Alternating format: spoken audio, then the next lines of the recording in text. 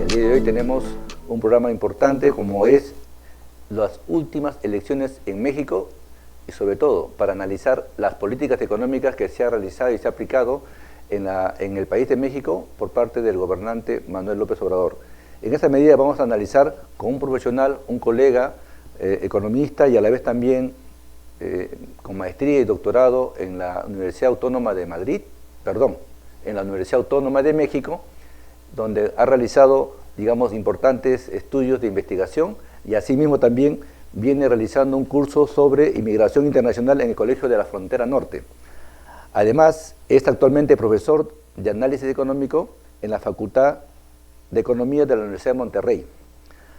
Anteriormente ha ocupado, por supuesto, cargos importantes en la Universidad de Anáhuac, en la Universidad Latinoamericana, la Universidad del Valle de México, la Universidad Intercontinental, etc.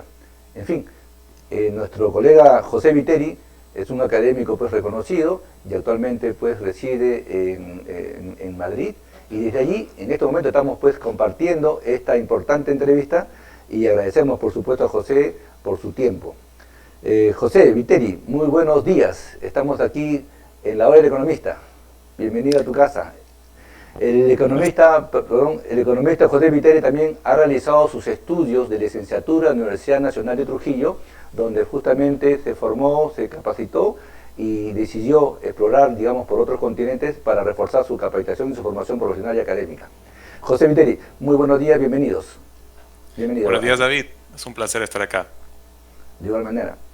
Queremos en todo caso ahora empezar porque tú nos comentes, tú que eres un estudioso de la realidad mexicana, cómo has visto, digamos, este proceso desarrollado en México a partir, digamos, de la experiencia última de los últimos años de aplicar la política económica que se ha, digamos, desarrollado con el señor Manuel López Obrador. ¿Qué nos puedes comentar y cuáles son tus impresiones?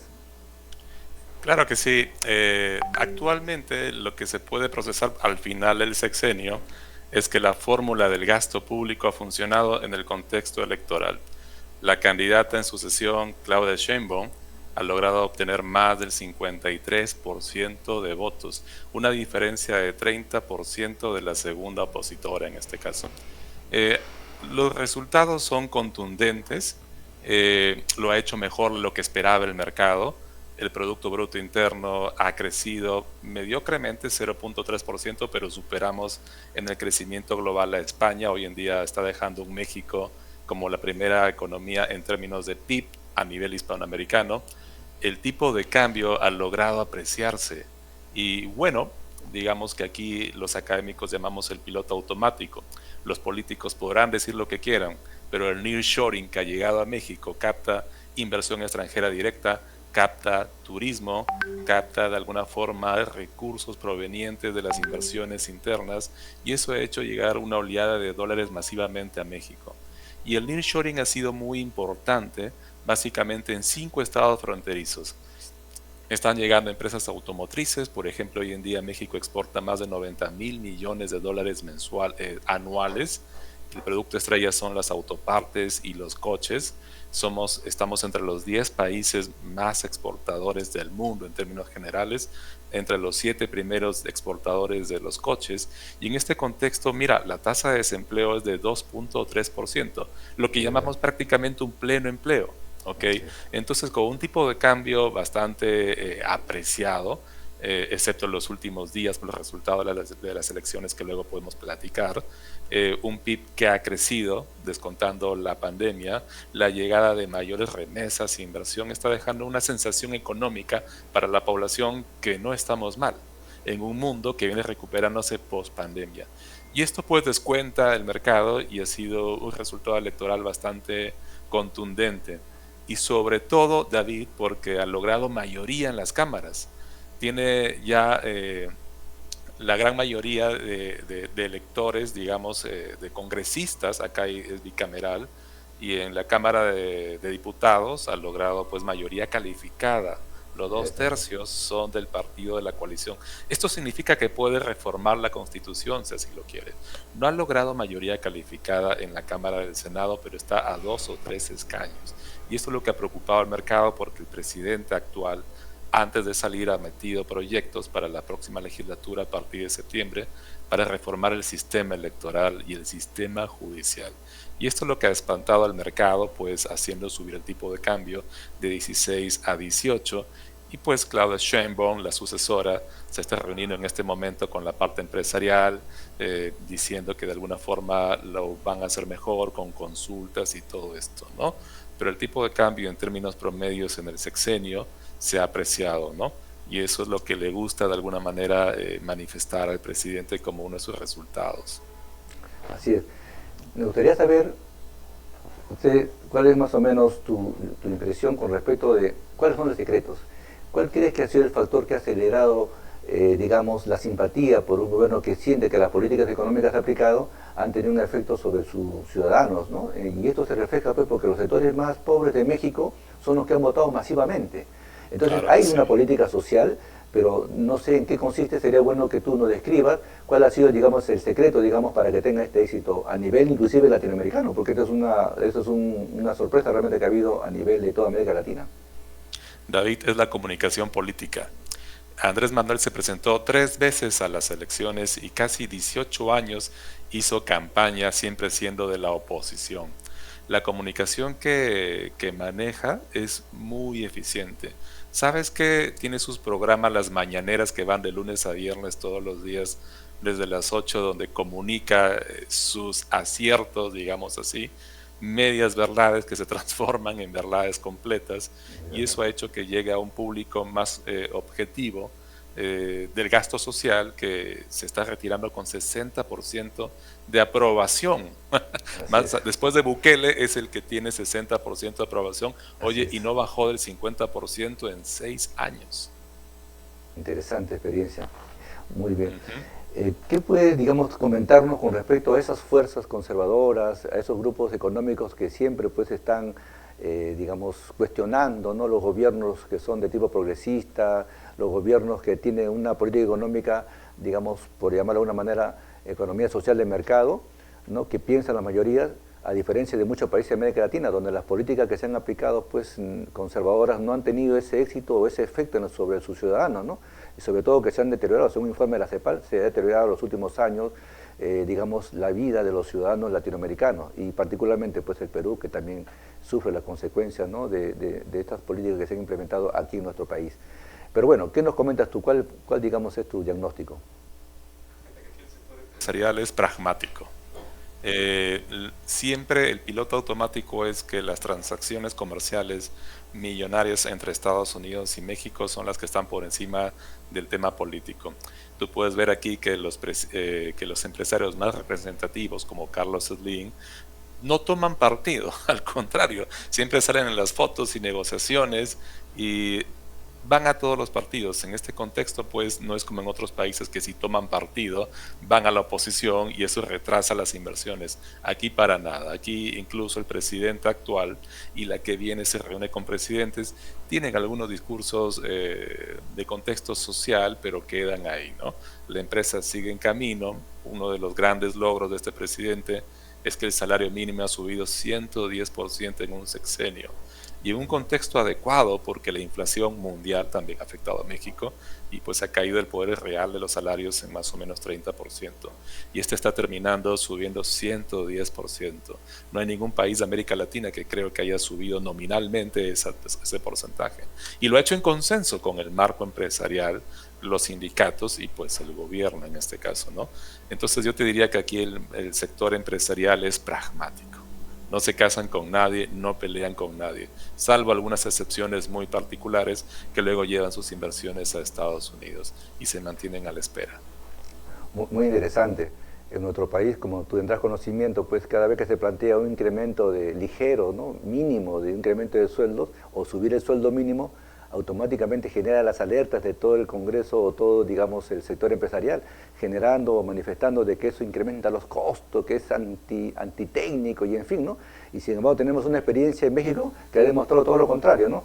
Políticas sociales, políticas económicas y políticas, digamos, redistributivas que han tenido un efecto en la población y lo reconocen sus ciudadanos. En esa medida nos gustaría también, José, que nos puedas un poco desarrollar ¿En qué consiste o ha consistido, digamos, las políticas económicas más relevantes? Es decir, la política fiscal, la política monetaria. Sabemos pues que ahí Manuel López Obrador ha tenido pues un manejo certero con respecto a la política monetaria, ¿no? Y ha llegado pues a un nivel de manejo responsable y prudente y su moneda se ha revaluado. ¿Cuáles, digamos, son para ti los principales medidas o estrategias que ha aplicado el gobierno para tener un éxito en su política económica? Mira, toda economía tiene los drivers que la mueven. En este caso en México ese es el sector manufactura. Y el sector manufactura es un sector de mano de obra intensiva que generalmente está dirigido, apuntalado en el norte del país. Y esto ha hecho justamente captar mano de obra, escucha David, formal. La mano de obra formal aquí es mucho más grande que la informal.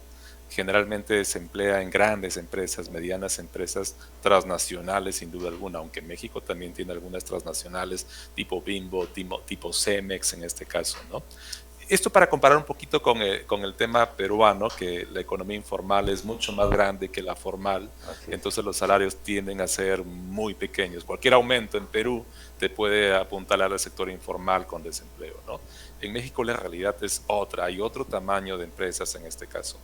El gobierno ha incrementado el gasto social de manera si bien con cálculo político no es sostenible a largo plazo. El día de hoy, por ejemplo, la presidenta electa, Claudia Sheinbaum, se reunió con el Consejo de Coordinación Empresarial, que es una suerte de CONFIEP allá en Perú, y pues los empresarios están preocupados porque la bomba fiscal va a explotar el próximo sexenio. Y esto significa una reforma tributaria, y esto significa puntualmente crear nuevos impuestos, subir los impuestos actuales o ensanchar la base tributaria, que está difícil, como siempre. Y Claudia Sheinbaum ha dicho, no va a haber reforma fiscal, podemos crecer ensanchando la base tributaria, que es lo que intentan de alguna forma manifestar. Oye, uno de los goles fiscales, digamos, que ha hecho Andrés Manuel, es la pensión universal. En México somos 130 millones de personas y cualquier mexicano mayor de 65 años tiene derecho a una pensión, que es más o menos, son 6,000 pesos cada 2 meses. Estamos hablando de, en soles, 1,200 soles cada 2 meses a cualquier mexicano mayor de 65 años. Qué interesante, qué interesante. Y fíjate, David, que eso se está analizando. En este momento hay una discusión en Perú por reformar el sistema de pensiones, ¿ok? Y creo que esto es un adelanto, porque las pensiones privadas, el modelo de AFP en Perú, el modelo chileno es el mismo que tiene México. Acá se llaman Afores. Y ya están saliendo las generaciones y no alcanza el dinero. Pero ya está el Estado complementando esa pensión. No importa de qué estatus económico seas, tú por ser mexicano tienes derecho a una pensión. Entonces parece que eso está complementando, y eso es el futuro, complementar el sistema privado de pensiones, y México ya dio un paso adelante. La cuestión es cómo se financia, porque cada año se agrega más o menos, cada 2 años 3 millones de pensionistas, ¿no? Y esa es la cuestión de Sheinbaum que tiene que resolver en el próximo sexenio. ¿Cómo vas a financiar? Entre otros gastos sociales, jóvenes, becas. Aquí se dan becas hasta las secundarias. Fíjate, universidades públicas y secundarias, ¿no? Y bueno, México tiene la población de habla hispana más grande de todo el mundo, ¿no? ¿Cómo le hacen? Reduciendo gastos de salud con la pena, gastos de inversión estratégica, excepto los los proyectos emblemas de este gobierno, el Tren Maya, el nuevo aeropuerto Felipe Ángeles y la refinería de Dos Bocas, en este caso, ¿no? Entonces, lo que asusta al mercado es justamente una posible reforma tributaria, pero que Claudio Sheinbaum, por el momento, aún sin nombrar secretario de Hacienda, formalmente ya mencionó que se va a mantener el actual, dice que no hay reforma tributaria en este caso, ¿no? Y eso ha tranquilizado un poco el sector empresarial. Así es. Sí, además hemos visto y hemos revisado que también se ha reducido su deuda externa, y además también se ha leído con respecto a una política intensa con respecto a la corrupción. Han aplicado una lucha frontal contra la corrupción en México, que ha posibilitado justamente que México pueda recuperar recursos que se perdían, ¿no? Obviamente, como muchos países latinoamericanos, muchos recursos perdidos en la corrupción, pero ahí parece que el gobierno ha tenido una medida muy acertada en combatirlo con una estrategia muy particular, ¿no? Y que le ha permitido justamente recuperar parte de esos recursos y poder ser reinvertido. ¿Qué comentarios tienes o qué has podido averiguarnos con respecto a ese tipo de medidas extraordinarias que ha aplicado el gobierno mexicano? Claro que sí, mira,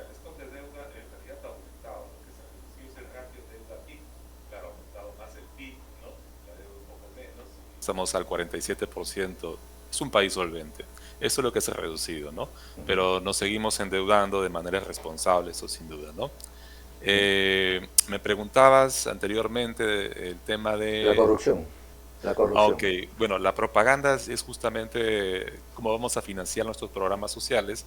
Al inicio del sexenio es no vamos a robar y vamos a recuperar lo perdido por los gobiernos anteriores. Y son miles de millones de pesos y con eso vamos a financiar. En realidad hay casos de corrupción en este gobierno relacionados, por ejemplo, a los hijos del presidente, relacionados a los hermanos del presidente, pero con el poder político que tiene, la verdad, han pasado desapercibidos en muchos medios de comunicación. La corrupción no se ha ido en este caso, ¿no? Hay algunas leyes que han sido modificadas como secreto de Estado, por ejemplo, la Marina ahora está construyendo aeropuertos, trenes, refinerías, y eso es secreto de Estado. No sabemos realmente cuánto se está gastando del dinero público ahí, porque cambió la ley en este caso, ¿no? Y entonces esos tintes de tapar la información, a los expertos les dice aquí hay algo que no quieren que sepas y esto apunta a corrupción en este caso, ¿no? Y asegurar una continuidad del mismo partido político, pues es asegurar esas prácticas en este caso. Entonces no podríamos coincidir en que los niveles de corrupción, la percepción sí es que ha bajado, David, la percepción es que ha bajado, pero los niveles aún no se saben, aún no se saben. Muy bien. Sí, finalmente, mi querido José Viteri, queríamos, digamos, conocer cómo se está manejando México en relación a los países de los bloques, digamos, internacionales, ¿no? Me estoy refiriendo a la Unión Europea, a Estados Unidos, Claro. al bloque asiático, ahora que se dan prácticamente un reacomodo de fuerzas por países, ¿no? En grandes bloques económicos, y México no es la excepción. Obviamente México es un país que juega un rol estratégico en el concierto internacional, y queremos saber más o menos por dónde se encaminará México en los próximos años, ¿no? Para poder lograr su posicionamiento internacional. Claro que sí, México es la segunda economía en Latinoamérica, pero mira, en presencia política en general, América Latina ha disminuido bastante, no hay una presencia política. El presidente en funciones ha viajado 2 veces, uno a Estados Unidos y me parece a otro país que ahora no recuerdo. Él dijo bien claramente que se iba a enfocar a México, a la demanda interna, por decir en términos nuestros, ¿no? Y nunca ha tenido, digamos, la idea del sector externo. Eso se lo dejaba al secretario de Economía, al secretario de Relaciones Exteriores. No le importaba aparecer en fotos de los organismos nacionales, perdóname, supranacionales, y que México tiene presencias importantes en la OCDE, en el Banco Internacional de Pagos, pero no es política del presidente aparecer presencialmente o llevar a México al entorno internacional. ¿Quién llena ese vacío? Pues las transnacionales mexicanas, aprovechando el nearshoring en este caso, ¿no? Por otro lado, nuestro socio comercial, el principal, Estados Unidos, tampoco ha tenido una presencia con Joe Biden en este caso, y fíjate que este año coinciden las 2 elecciones. La mexicana ya se dio el 2 de junio y ahora viene en noviembre la de Estados Unidos. Y es importante que haya match entre ambos presidentes. Ahora toca esperar el resultado de las elecciones en Estados Unidos. Ya sabes lo que pasó hace unos 6 años con Donald Trump, nos sentó a negociar un nuevo Telecán y pues hubo algunos roces políticos. Esto es importante y también preocupa a la parte empresarial. Los empresarios aquí en México tienen la doble ciudadanía, los trabajadores de primer nivel también.